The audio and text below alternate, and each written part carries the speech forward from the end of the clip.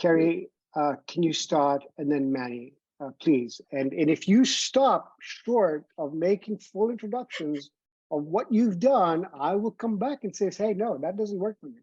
So That's perfect, because we planned the counter where y'all were going to introduce us, and then we separately we're going to go deeper. So I think this is a good checks and balances. So I'm Kerry Miller. I'm one of two general partners of Overton Venture Capital. Our fund is focused on the change in consumer and employee behavior. We have 22 private companies in our portfolio. And I'd say 40% of the fund is reserved for follow-on rounds. My background's organizational behavior design and finance. I have been trading since high school, and the reason I even got into the private markets was when I started my career at Goldman Sachs. I had to start trading, and I'm thrilled to be part of this panel because Manny Zareh is a very good friend of mine, and he's actually the one who got me into private markets investing. So as we were thinking through interesting topics and timely topics, I thought that Manny would be a perfect person to share some of his knowledge in the space. And then to piggyback on the winner, congratulations, Laura. I went to Portugal this past year, and it was just an incredible experience to get to network and to learn from thought leaders in the space. So I will stop here and I will turn it over to Manny. Well, thanks, Kerry. So hi, my name is Manny Zareh. I run Emles Venture Partners. We're a seed stage family office venture fund. Industry agnostic, geographically unconstrained. You can think of us as a best ideas fund. Approximately half of our portfolio is international, and not by design, but about half of our portfolio is led by underrepresented founders, including female founders and minority founders. But at our core, we're just looking for the best seed stage opportunities and best founders anywhere in the world. So our portfolio is comprised of approximately 70 companies. I sit on the board of several of them. And geographically, we have about half a dozen portfolio companies in Latin America, and they span the globe from Vietnam to Pakistan, from Israel to Colombia. Before I got into the venture world, I was an institutional investor in the hedge fund space, investing in public companies across their capital structures. I did that for about a decade plus at multi-billion-dollar hedge funds, and then actually launched my own with a couple of senior partners focused on credit and merger arbitrage opportunities.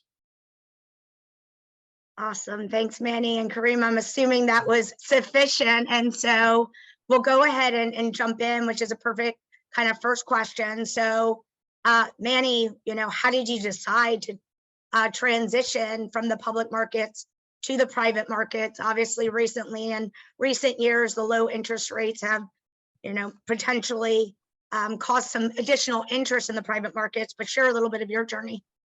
Sure, Kerry. So I'm located in Manhattan, and when you work at these hedge funds, it's hard to trade on the public markets.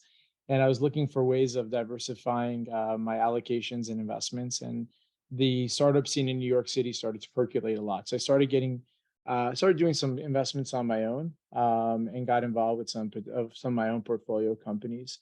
And in approximately, I would say, summertime of 2019, I was brought in to set up a family office.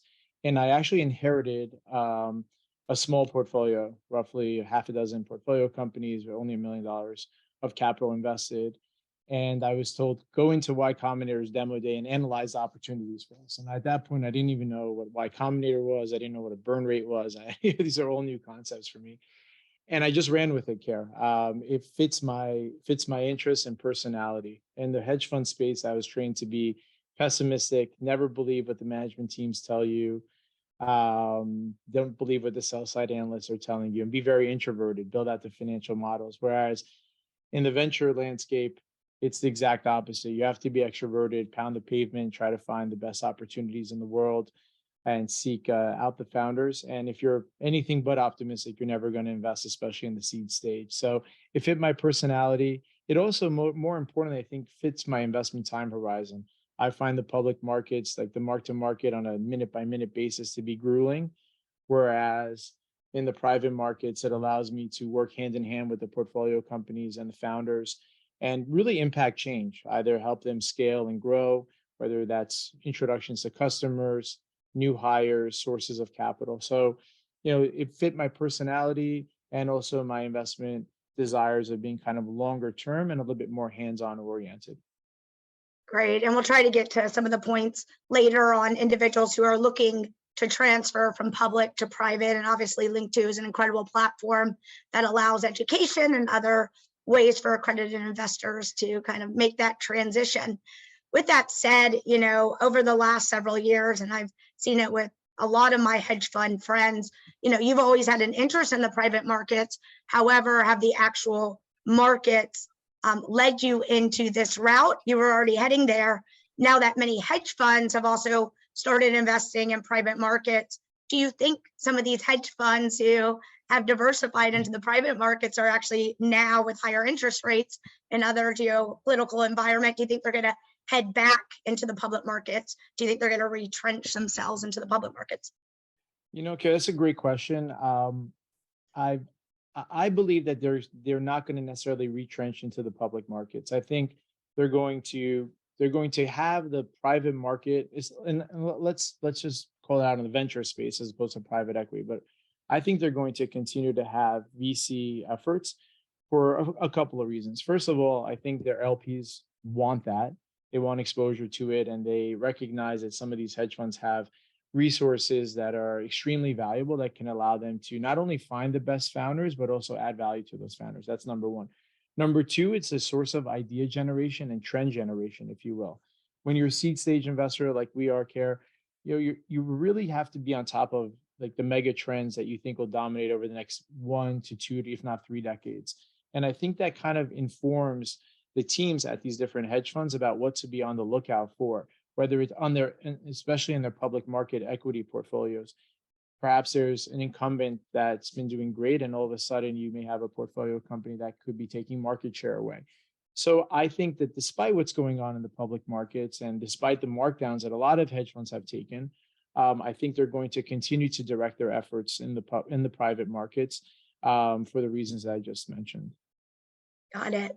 So on that note, I think when I started getting into VC, I was excited to be looking at those opportunities that would be targets for acquisition on the routes to liquidity in a shorter time frame. And you started to see those time frames coming down. Now it seems like they're going back up. Do you think that founders are going to continue to want to stay private longer, especially as we've seen the IPO, the SPAC market, and things that have been happening there, and the lackadaisical, path to liquidity based on that? Well, yeah, I mean, what a wild run it's been over the past 7 years, right? I mean, you had the Airbnbs of the world that people were complaining they were staying too private for too long, even Uber, right? And then all of a sudden in 2020, 2021, we saw the SPAC market just go to crazy new highs and subsequently crash down. I think that you're going to see founders, they're going to retrench. They're not going to want to come into the public markets as soon as they have been historically. And I think that's really been informed by the de-SPACs and how they've worked out. So if we go back over from 2019 to currently in the de-SPAC market, you saw that a lot of these companies that came public were really like early stage venture companies that could have used a couple more years to stay private. And all of a sudden, these SPACs had to bring some product to market ASAP. And the founders weren't ready. Their balance sheets weren't necessarily they weren't strong. The burn rates were increasing, and they had to add on the complexities of all the reporting structures of being a public company, and also the hiring needs, investor relations. They probably didn't have the right CFOs in place, et cetera, that could have been public market savvy. And so for those reasons, and of course, like the IPO market, the SPAC market being completely shut down right now, I don't think there's a strong desire to go IPO, and they won't be met with great reception, because right now with the market, the public markets are telling you the only stocks that are doing well on a relative basis, if you will, are those that are generating great free cash flow, have decent balance sheets, and have some kind of moat in their businesses. Hard to think about any private companies in the D, C, D, or E stage kind of having all those characteristics. So I think it behooves them to try to stay private for longer, extend their runways, perhaps not raise the valuations they desire, but for what we've been telling our portfolio companies, and I think I've been hearing it back from our founders finally, is right now it's survive and advance. Let's just survive the next 18 to 24 months and let's advance from there on out. Yeah, that's exactly right. And the same thing in our portfolio. It's ones who they thought they were about to raise their next rounds have decided to raise a bridge round. Across the board, valuations have been coming down. Although I will say, there's some noise in the system that hold out on opportunities, etc. I still feel like private market investing is happening. I think the last few months have been some of the busiest I've seen. I think because of that, because valuations have come down and or stayed flat. And so it's also created a lot of additional opportunity from the hype of the private market. So it's interesting to see that. So kind of based on everything that we've been talking about in the current macro environment, I think most here know that inflation is at an all-time high. Interest rates are all-time high. The geopolitical environment based on Russia, Ukraine, the focus on ESG that is commonly called out that in the private markets, it's easier for senior leadership and the team to really focus on ESG and their principles, and you're seeing it especially for new companies. So given this current macro environment and knowing what do you have a preference on public or private markets and why, given kind of where we are? For sure. I mean, look, I think I'm going to answer that question in a kind of couple of steps. I mean, I haven't seen the valuations come down dramatically in the private markets as they have in the public markets. So in the public markets right now, the S&P, the market's trading at about 17 times forward. And analysts are expecting 6 to 7% earnings growth heading into next year. Kind of a rich multiple on probably elevated numbers. I think numbers have to reset. There's downside in the market, and we're talking about a market where the S&P is probably about down 20 to 25% on the year. The NASDAQ as of right now is about down almost 30% for the year. So I don't think valuations, even though you've seen a lot of like the de-SPACs and companies even like Meta's down probably about 70%, if not more this year. And then you have de-SPACs that are down 90%. I have not seen that in the private markets on the seed stage. Definitely, we've heard about some companies that have taken significant markdowns, in terms of 50 or 60%. But on the seed stage, opportunity set, I have not seen that kind of a reset whatsoever. So where do I want to be in the next 12 months and then beyond? I think we're going to see continued pressure in the public markets, and I think interest rates are going to top out pretty soon. You're seeing deflationary forces within the market. Obviously, what happened with FTX is deflationary. There's been a complete wipe out of some wealth, but you've seen that crude's come in. And some of the supply chains are opening up, and even with China kind of potentially coming back online, that should even help ease supply chain pressures further. And I think the Fed will be cautious of over tightening. So what I suspect will happen is in the first half of next year, we'll see fundamentals start to erode for public companies. We'll see orders get canceled, backlog get canceled. And that'll start making the Fed kind of pause. The public markets will already have discounted that. So I would assume that we are going to potentially trough in the public markets within the next, I would say, 6 to 9 months potentially. And while fundamentals will probably still be eroding. And I actually want to participate in that. I want to be ready and liquid for that, so I can ride the upswing on that. So kind of survive in advance right now. I think that, there's a lot of great opportunities to be able to park your money in some safe, credit opportunities and produce a little bit of income. And it's not necessarily the worst thing in the world to be in cash right now, and I think inflation will abate even further. That said, I don't think investors in the VC landscape will be enthused to start going out and doling out the capital like we have been in 2020 and 2021. So I think we're going to see a complete repeat of 2022. It's going to be pretty slow. And the rebound in the public markets will potentially lead a rebound in the private markets. But I don't think it's going to be that, directly thereafter. It's very analogous what's going on right now to the dot-com crash in 2000 to 2002. So, the public markets kind of recovered a lot quickly, and then the private markets definitely picked up after then. So for me, I see the market kind of bottoming out in the next 6 to 9 months. And then I think you'll start to see like venture investors start putting capital to work at earnest end of 2023, but most likely first or second quarter of 2024.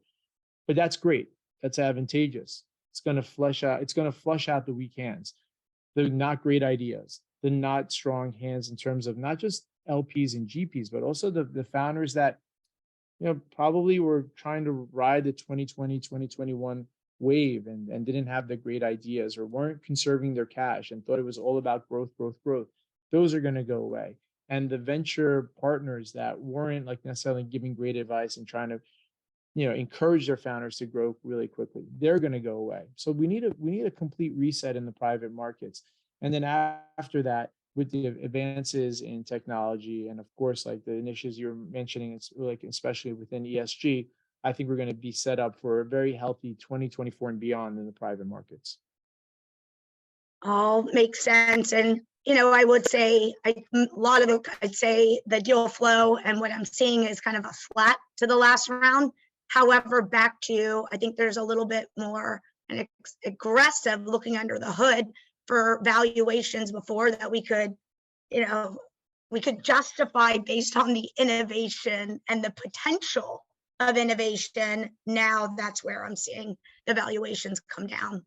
And on that, Manny, I know that you've spent the last couple of years deploying capital into those 70 companies. So how are you thinking about the reserves that are going to be needed as well for these companies that, only have so much cash flow, and where you're actually going to double down on those companies that you have invested in on the private markets?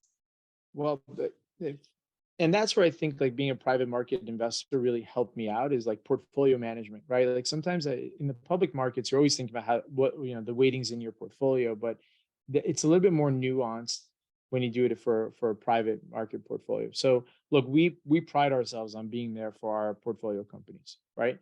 We will be there to help them out and follow on opportunities, especially to extend the runway. But that doesn't mean we're an open check. At first, and I spent a lot of time, and specifically on a couple of portfolio companies of ours, really getting in under the hood over the past 3 months, 4 months, and unfortunately, we've had to take some we've made some hard decisions and cut staff and pivot, and we're always going to be willing to give founders who are giving it their all and giving their best shot and right sizing the company for the current environment an opportunity to extend that runway. And whether it's with an equity check, we also offer venture debt capabilities to our portfolio companies. And of course, introductions to other, whether it's family offices, established venture funds, we're always there to help them out. But the market's changed. I could tell you in 2020, 2021, I would get pressed by founders to give an answer in about like less than 24 hours. And that's tough, it's tough from like first phone call to make an investment decision 24 hours later. So we're not going to, and now the pendulum's clearly swung, but we're not going to take advantage of that. We're still we have our due diligence process, and no matter what year it is, we're going to complete it and then make our investment decision. And, and as a result of that, I think, that's going to lead us and our founders to be in a better spot, because it's going to force discipline on both sides. So, I think it's a little bit of a tough spot for founders. They have to understand there's going to be a reset, especially in terms of those that don't have a long runway. What I'm very concerned about is the top lines are still growing pretty healthy. What happens if we really hit an economic soft spot and the top lines aren't even there to extend the runway? Then what, right? Are they willing to take a 30-40% haircut even from the last valuation? What are they willing to do? So again, I think it's going to be, this is time for people to buckle up, founders to buckle up in their teams and get ready for what I believe to be a difficult 2023. Yeah, and that's where kind of back to curious if you've changed any of your methodology yet, or are you thinking about changing your methodology for due diligence? For us at Overton, we've with our background in organizations, behavior, design, you know, the founder, we assume that when you're investing early in a private company, they're going to pivot until they really hit product market fit. And then even once they have in this market, it might pivot. So you're really investing in that leadership team, the culture, how they're building, you know, are they relying also on their team, their advisors, do they listen, and those soft skills that are so important. Is there anything else that you and your team are looking at in the private markets that has shifted based on what you see moving forward? I don't think our methodology is going to change. Like to your point, we are founder led.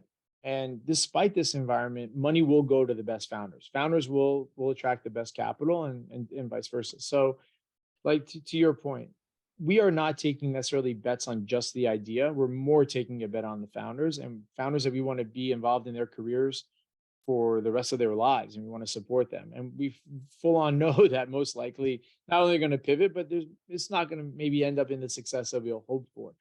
So look, I don't think it's necessarily a change to our methodology. That doesn't mean that I don't try to add more tools to my toolkit as I'm looking at potential opportunities. On the valuation side, of course, it changes with the comparables, seeing where they're trading at or raising at. Of course, looking at what's going on in the public markets and see where the comps are trading at. But I think, look, we're pretty honed in on our. I've been doing this now, this venture investing, for about 3.5, 4 years, and I feel like I finally get what I'm doing. So I have I'm always open to learn more, and I look forward to it. But I think that our methodology will always be founder focused. We're going to focus on not just like their technical background, but their emotional quotient is really important. Something we focus on. How resilient are they? What's their dexterity? Their ability to adapt and change in different environments. Look, it's not easy. It's probably the hardest job in the world to be a founder. So we're going to continue to be, our analysis is going to be continue to be driven by an analysis of the founder and the competitive set. But yeah, I don't think we're going to deviate too much from that. Okay, and then kind of to start closing it up, in addition to what we've already discussed, what other trends do you think will continue as we head into 2023? Any other predictions for next year in regards to inflation, interest rates? Some of it you've already talked to about going to reprioritize public markets, etc. But anything else you want to share?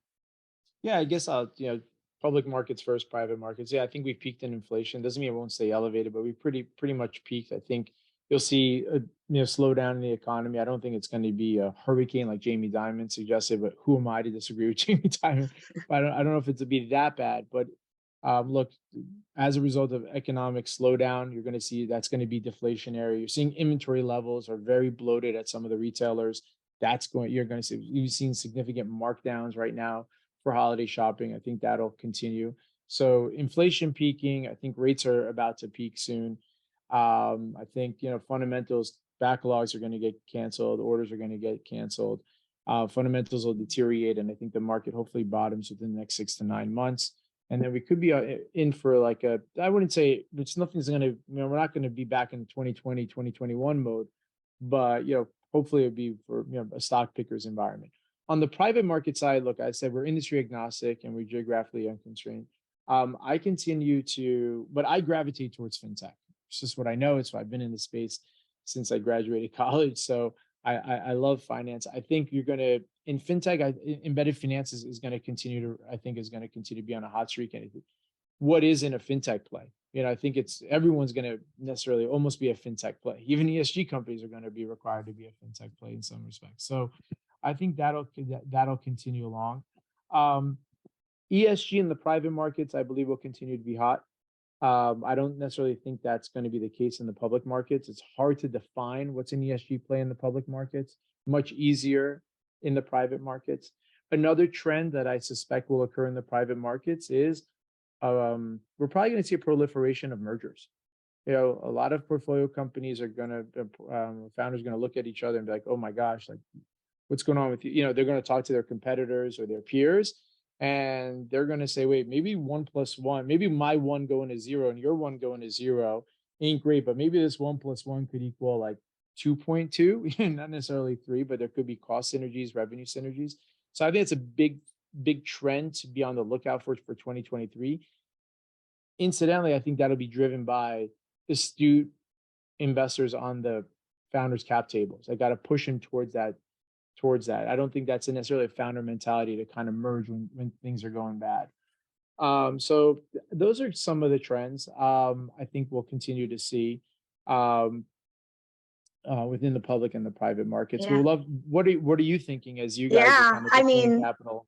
yeah, one of the things like Link 2, I'm a huge fan of, that's where there's so much opportunity in the private markets before, yes, accredited investors. However, none where you've been able to put in 5,000, 10,000, 20,000 directly into a company that you're excited about. That's not a friend of yours.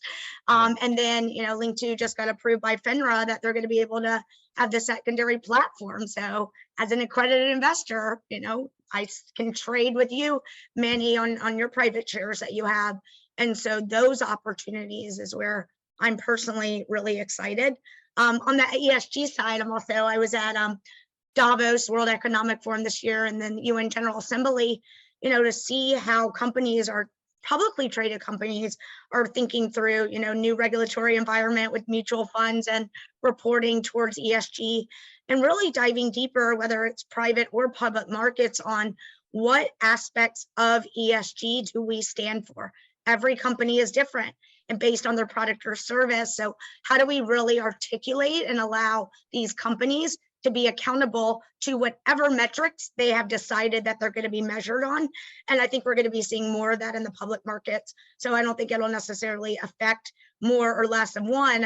I'm interested to watch it and to also watch those kind of players that are involved in that space as well.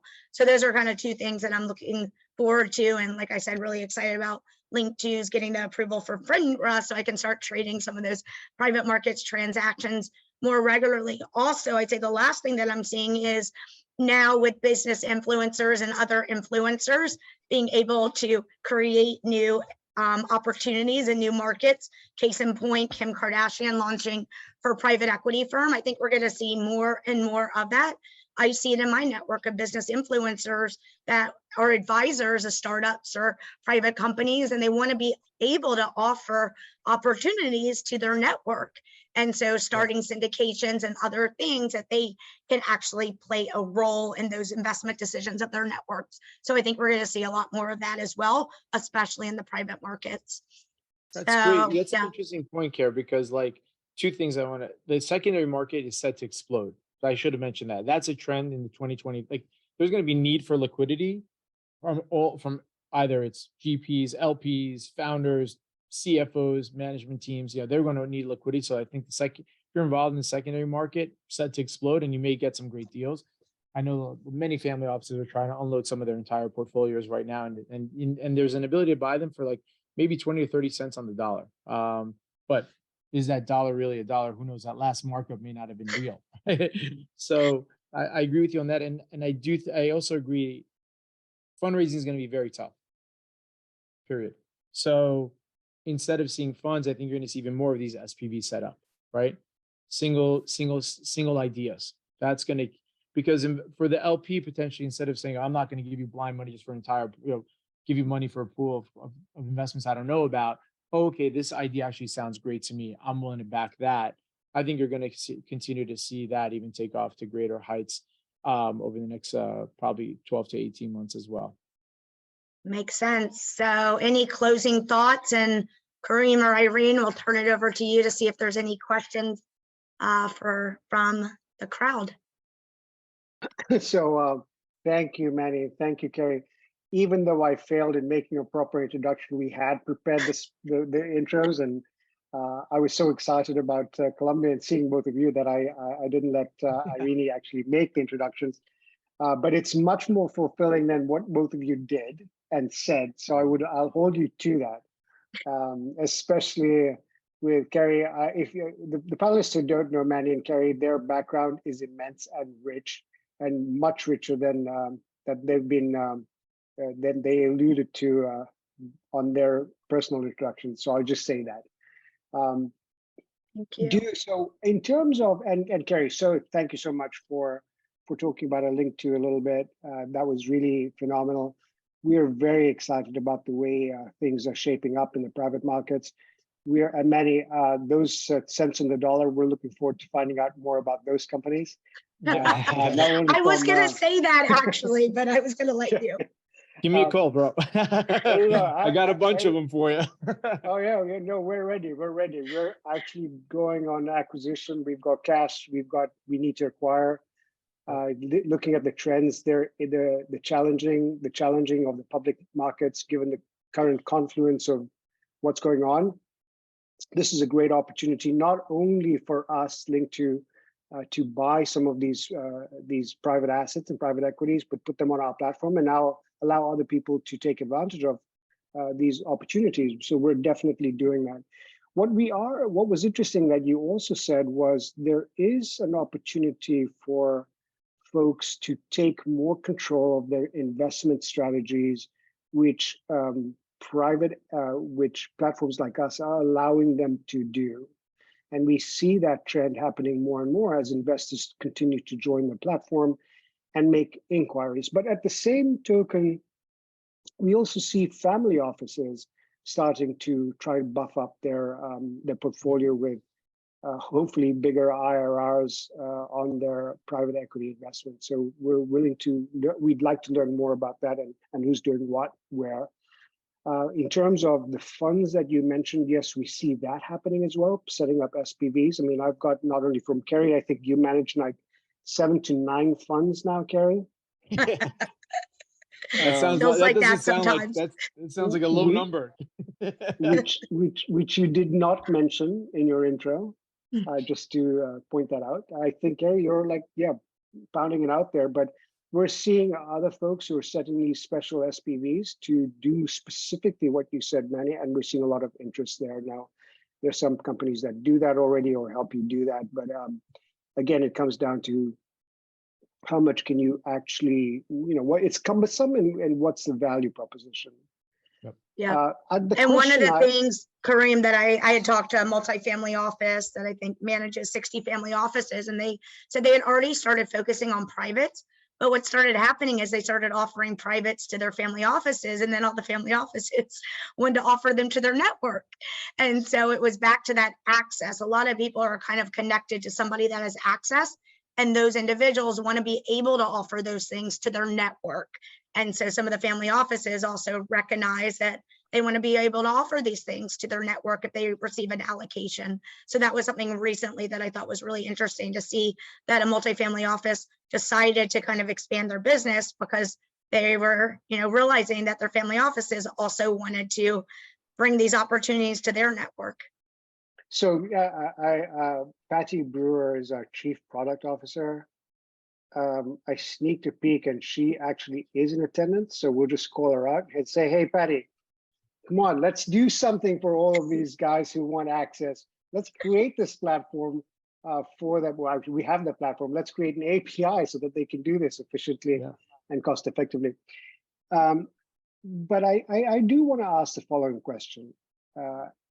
It comes up often, is how do you appropriately value a company that's in the private sector, right? Based on their previous valuation, right now is not a rule of thumb that works very well. It did 3 years ago because there was no other thing to base it on. But where do you see this moving over the next 2 years? I suspect in year 3, we're looking at 2025 or 2026 when the exuberance comes back. That'll be the default. But between now and then, are we able to effectively do this in a systematic, intelligent, educated manner? And are we going to, over the next 2 years, set up a systematic, educated manner in which at future funding levels, this will continue? Great question. I think, well, first I have to ask you, what stage company are we talking about? I'll be biased and look at the companies that we invest in, which is a minimum of $100 million valuation, a very minimum of $100 million valuation. Oh, okay. Unless there's a very strategic fit that we'll do a primary round on. But generally on the secondaries is 100 million plus. Plus, okay. And are they producing any cash flow, or some yes, some no? Well, that's actually a question, right? So Yeah. are they in the right sector? Are they producing cash flow? I mentioned earlier in the sessions on what kind of things to evaluate, and some of these things are very opaque. So look, I think it's always going to be a mosaic. That's how when I think of valuation, I view it as a mosaic, right? You have to take in the soft. Well, I don't want to call it soft, but you think about the industry they're in, the growth of the industry, the market share, the competitors, the founders' ability to really take control of that industry, and the adjacencies they can go into. But specific, if you want to hone in on the metrics that I would look at, you got to triangulate whether it's a sales multiple, and you're going to look at and all these are going to be informed by what's going on in the public markets, right? So it's a sales multiple of EBITDA, perhaps a multiple of cash flow, if you will. Although I don't think that's necessarily the case for venture-backed companies for the most part. If there is any free cash flow, you think there's going to be a windfall of cash flow down the line, you could also do a DCF, and you could look at where comparable companies are raising at, or they're kind of trending at. And you just triangulate what those numbers spit out to you when you do that financial analysis. I don't know if it's ever going to be systematic. And I definitely agree with you that the last round valuation is meaningless right now. It just doesn't mean anything. So the exuberance, like you said, is going to come out. The balloons are popping everywhere. And I do think that the software space right now in the public markets is trading at about 20 times earnings, right? I don't think, none of the software companies that we're looking at have any earnings right now.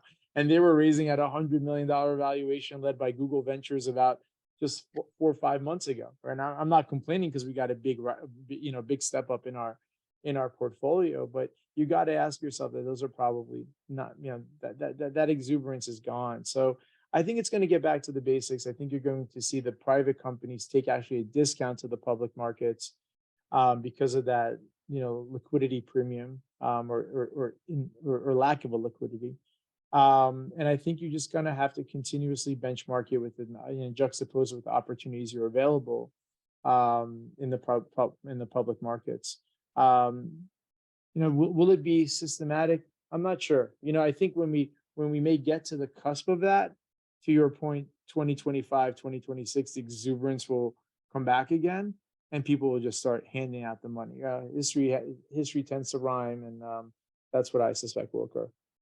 And/or we'll have better AI to be able to kind of project in the private markets like we're able to do in the public markets with AI.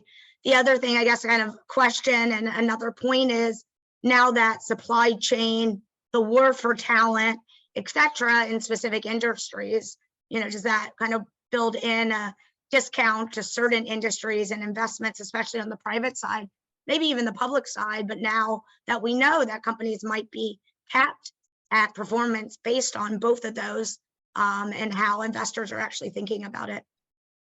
That's a great point, Kerry. Look, I'll take that. I'm going to answer in a slightly different way, right? So like Kareem, for example, is in a great spot, right? The company's thriving, and it looks like they have a great amount of runway, and then they're looking for acquisition targets.